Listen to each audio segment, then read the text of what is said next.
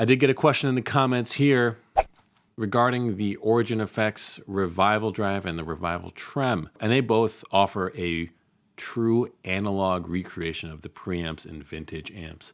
The Revival Trem being from like a brown face circuit, and the Revival Drive being almost any circuit you could want through like the various wires and things on the inside. Who knows what's on the inside? Does anyone really know what's on the inside of a guitar pedal? I don't. All the Origin Effects pedals have this great amp-like feel. They have sag, they have ghost notes. It's very cool. I think I'd like to quickly put them against the Dream 65. This is the Revival Drive on like a modified blackface setting. I have a US preamp. I don't have the bright cap on because I feel like that pushes it in to a different direction tonally. I'm using the Revival Drive and the Revival Trem as a preamp mode. So it's going just straight and it's going into the Flint reverb and then going straight into the IR loader in my DAW.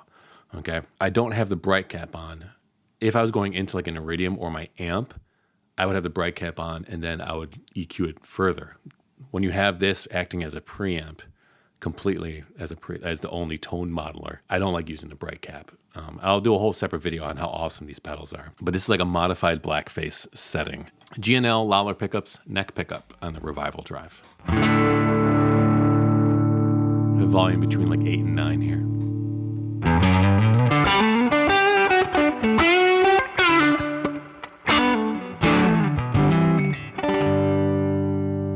Very sensitive to touch.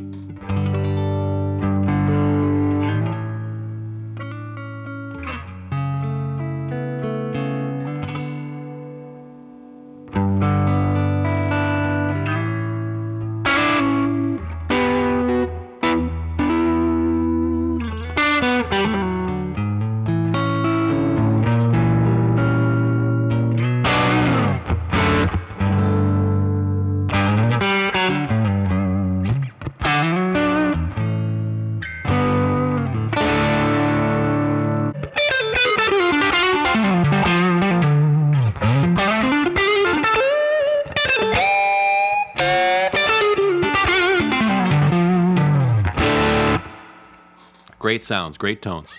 This is the Revival Trem with no tremolo.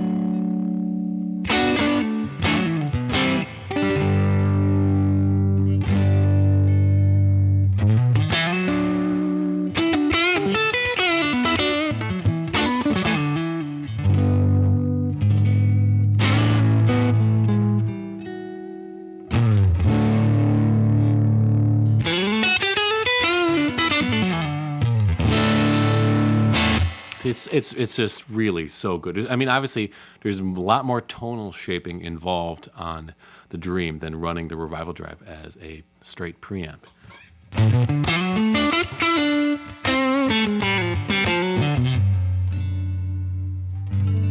I mean, also very sensitive to touch.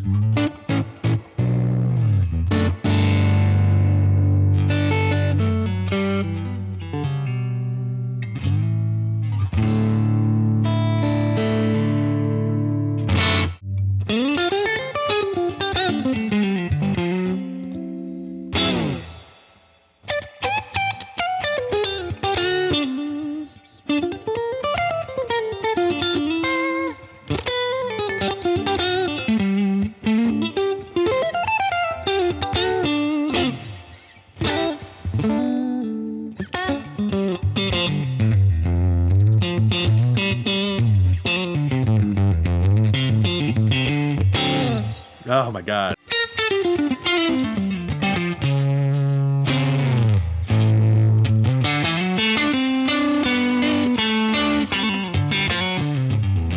back to the revival trem because sometimes when you add the trem, it gives it like there's a different factor happening here.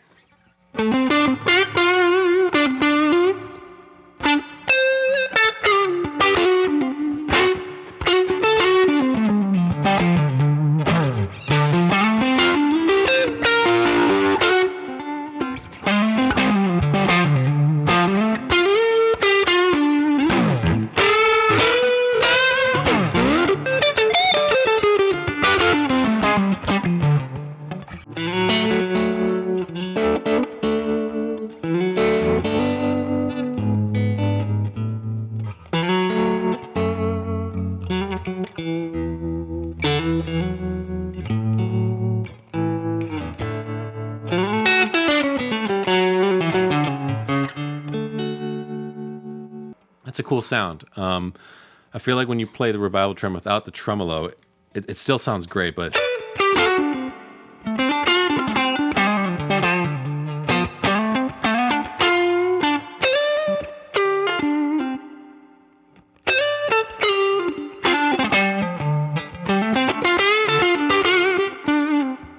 it just adds another layer of like the, what is it, fake amp? It adds another layer of like the organic feeling of it. And then back to revival. I mean, let's try to get a really clean sound here.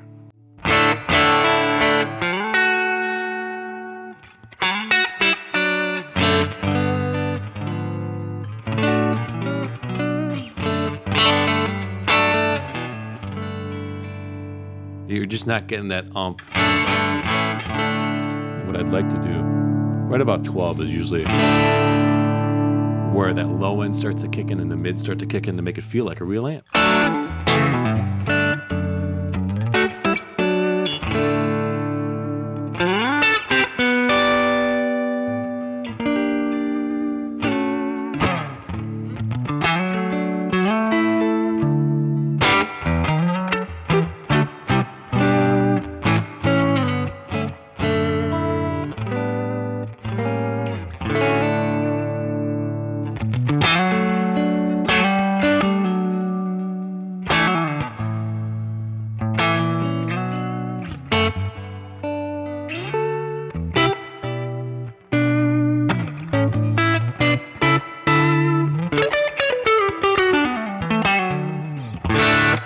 That sounds pretty good. The Dream on the DB25.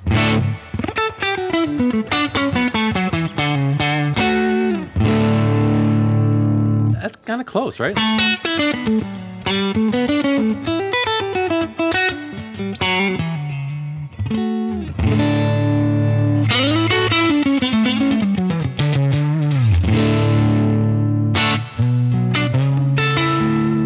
But the Dream retains its lows. It retains that kind of fat bottom that you would want on a Fender when you roll it back, right? So here, it's a really bright, harsh sound. That's what deluxe reverbs sound like when they're cranked. And you pull it back to 7/8. You still have like a little bit of crunch.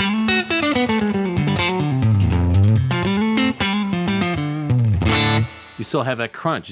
You still got something on the bottom there. The Dream is it's just so good. It's such a good pedal. To really have that in the revival drive, you gotta crank it a little bit and then pull it back a lot more.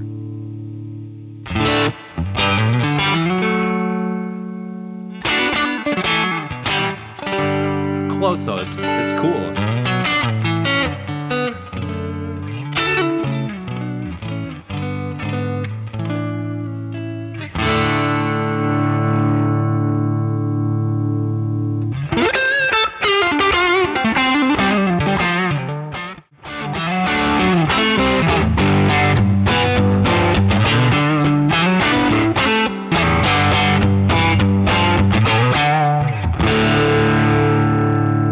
But the Origin effects pedals do have that touch and feel.